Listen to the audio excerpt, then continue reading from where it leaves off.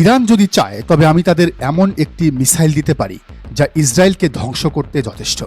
একটু ভেবে দেখুন, একজন পারমাণবিক শক্তিধর দেশের রাষ্ট্রপ্রধান যখন অন্য একটি রাষ্ট্রকে ধ্বংস করার জন্য সরাসরি ইন্টারকন্টিনেন্টাল ব্যালিস্টিক মিসাইল বা আইসিবিএম দেওয়ার প্রস্তাব দেন, তখন আন্তর্জাতিক রাজনীতির পারদ ঠিক কতটা উপরে উঠে যায়। কথাগুলো বলছেন কিম জং উন। কিম জং উন এখানেই থেমে থাকেননি। তিনি আন্তর্জাতিক সম্প্রদায়ের দৃষ্টি আকর্ষণ করে একটি সরকারি ভাষণ দিয়েছেন, যেখানে তিনি ইরানের বিরুদ্ধে চলমান মার্কিন ও ইসরায়েলি সামরিক পদক্ষেপের প্রতি তীব্র অসন্তোষ প্রকাশ করেছেন। সুপ্রিয় দর্শক, আজ আমরা আন্তর্জাতিক রাজনীতির এমন এক ভয়ঙ্কর এবং শ্বাসরুদ্ধকর মোড়ে এসে দাঁড়িয়েছি, যেখানে মধ্যপ্রাচ্যের একটি আঞ্চলিক যুদ্ধ আক্ষরিক অর্থেই তৃতীয় বিশ্বযুদ্ধের দিকে মোড় নিচ্ছে। আপনারা যারা ভাবছিলেন ইসরায়েল এবং আমেরিকার এই যৌথ হামলা শুধু ইরান আর পাশ্চাত্যের মধ্যে সীমাবদ্ধ থাকবে, তাদের জন্য আজকের এই দীর্ঘ বিশ্লেষণটি হতে যাচ্ছে চোখ খুলে দেওয়ার মতো। কারণ এই যুদ্ধের মঞ্চে এবার সরাসরি প্রবেশ করেছে প্রাচ্যের তিন পরাশক্তি উত্তর কোরিয়া, চীন এবং রাশিয়া। আর তাদের এই প্রবেশ কোনো সাধারণ কূটনৈতিক বিবৃতির মাধ্যমে হয়নি, বরং এমন সব প্রকাশ্য হুমকি এবং হুঙ্কারের মাধ্যমে হয়েছে যা ওয়াশিংটন থেকে তেল আবিব পর্যন্ত সবার রাতের ঘুম হারাম করে দেওয়ার জন্য যথেষ্ট। আজ আমরা উদ্ভূত বৈশ্বিক পরিস্থিতি, নতুন মেরুকরণ এবং পরাশক্তিগুলোর মনস্তাত্ত্বিক লড়াই নিয়ে একটানা কথা বলব।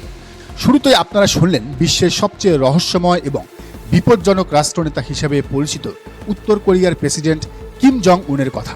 আপনারা শুনলে অবাক হবেন, চীনা গণমাধ্যমের বরাতে কিমের যে বক্তব্যটি এখন সারা বিশ্বে ঝড় তুলেছে তা কোনো সাধারণ রাজনৈতিক বক্তব্য নয়।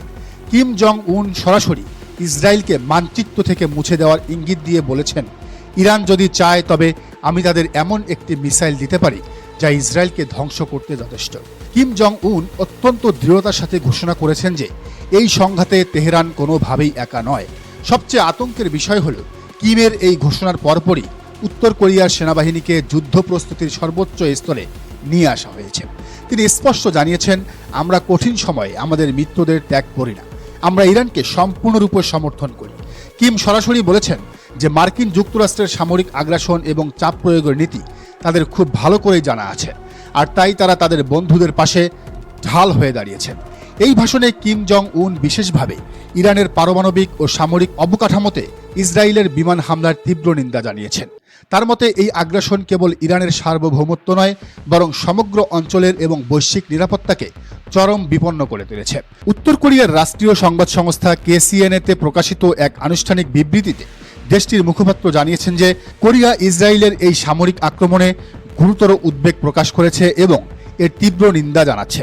শুধু ইসরায়েল নয়, কিমের তোপের মুখে পড়েছেন খোদ মার্কিন প্রেসিডেন্ট ডোনাল্ড ট্রাম্প।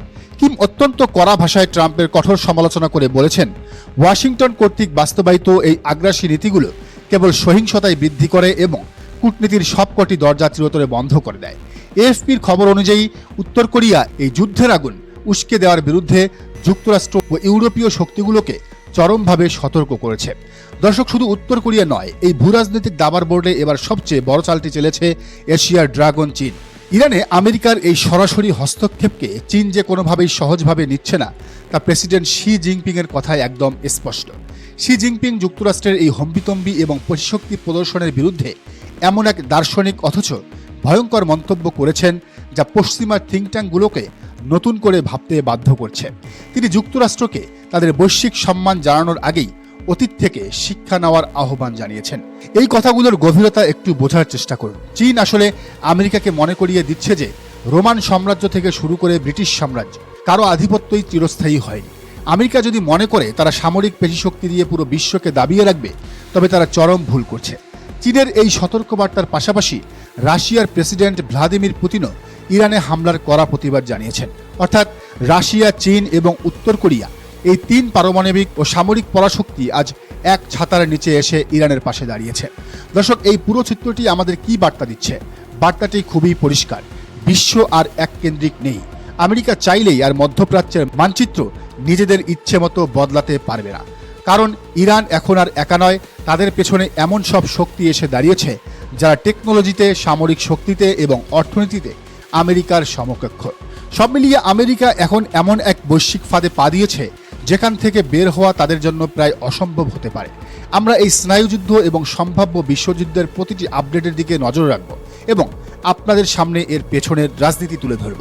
দর্শক, ভিডিওটি ভালো লাগলে অবশ্যই সাবস্ক্রাইব করুন এবং বেল আইকনটি বাজিয়ে রাখুন।